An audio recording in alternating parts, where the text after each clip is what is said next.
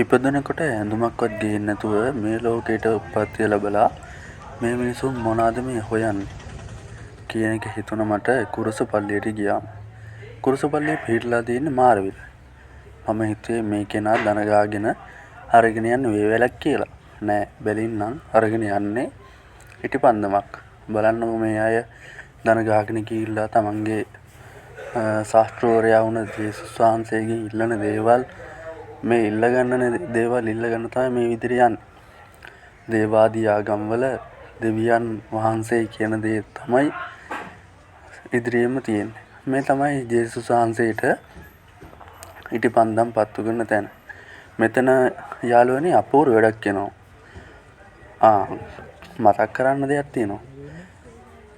ඔයාලා අපේ channel එක subscribe කරලා නැත්නම් දැම්ම සංචාරක ආත්මයේ channel එක subscribe කරලා bell icon එක click කරලා නැවත වීඩියෝ එකක් දැම්මම බලන්න පුළුවන් විදිහට හදාගන්න. මේ විදිහ අපූර්ව වීඩියෝ දානවා බලන්න. ඉතින් අපි දැන් වීඩියෝ එකට යමු. මේ තමයි කුරුසේ.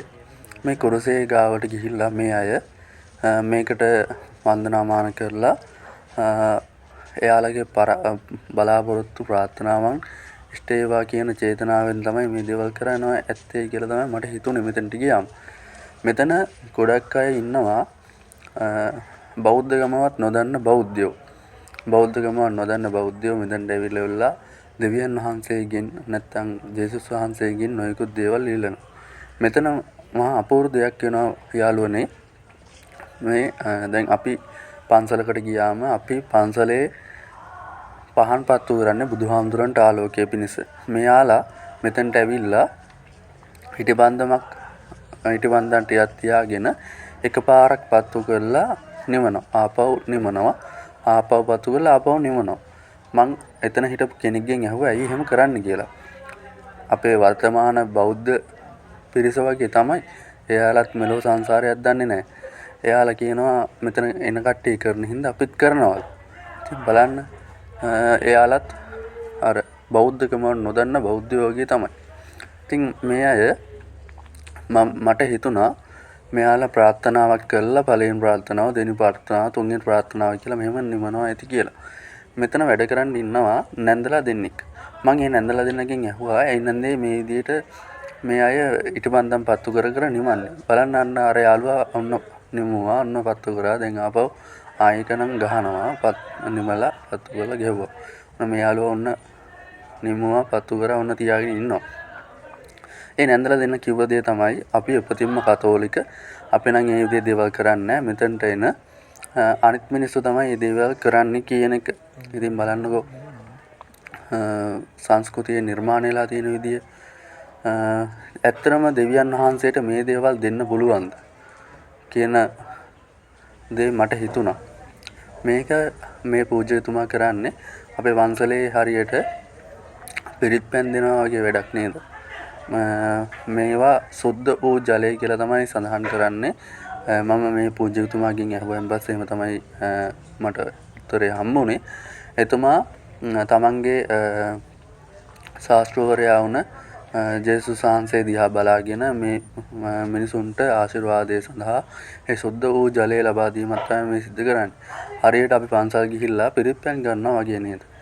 ඉතින් බලන්නකො යාළුවනේ මේ අය දන ගහගෙන ගිහිල්ලා මෙයාලට ඇත්තටම මේ දේවල් හම්බ වෙනවද? සමහරක් අය කියනවා අපිට හම්බ වෙනවා කියලා. ඉතින් මට මේක දැක්කන් පස්සේ හිතුණා උපන්නා වූ කර්ම කොහොම හරි ආගමකින් හරි ගෙවන්න එනවනේ. අන්න ඒ වගේ තමයි මේ අය ඉතින් මේ කරගෙන යන වැඩේ. මාරවිල තියෙන කුරුසපල්ලියට ආයන් බස් වෙලා මට මාරම දේවල් තමයි හිතුනේ. ඉතින් බුදු සමය නම් පෙන්වන්නේ තමාගේ ගැලවුම්කාරයා තමා බව දෙවි කෙනෙක්ට බ්‍රහ්මයෙක්ට තමාගේ ජීවිතය අයිති නොවන බවයි. ඉතින් මේ අය නම් එහෙම විශ්වාස කරන්නේ දේවාදී ආගම්නේ.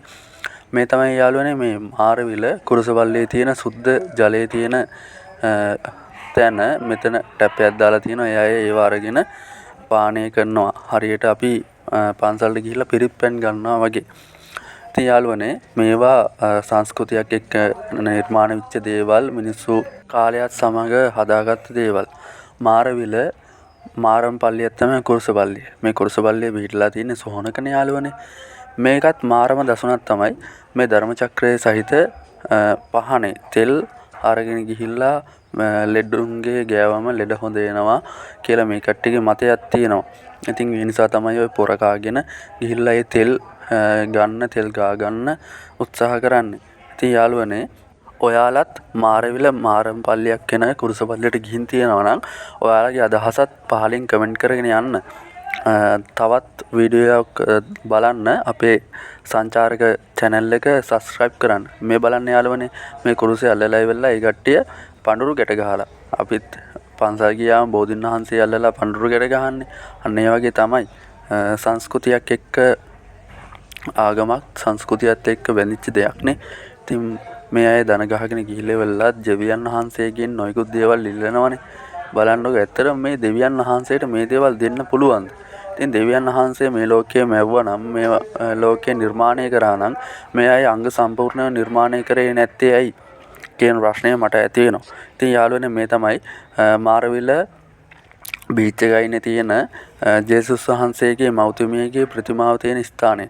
ඉතින් මෙතන හරි ලස්සන තැනක්. අපි යනකොට රැ වෙලා දවල් වරුවට ආවනම් ලස්සන බලා ගන්න තිබ්බා. ඉතින් යාළුවනේ අපි නැවතත් තවත් වීඩියෝකින් හමුවෙමු.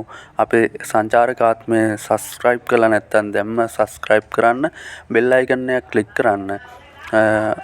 අද හමුුනේ අපි මාරවිල මාරම් පල්ලියක් කියන කුරුසපල්ලියේ සිට. නාටම ජය වේවා.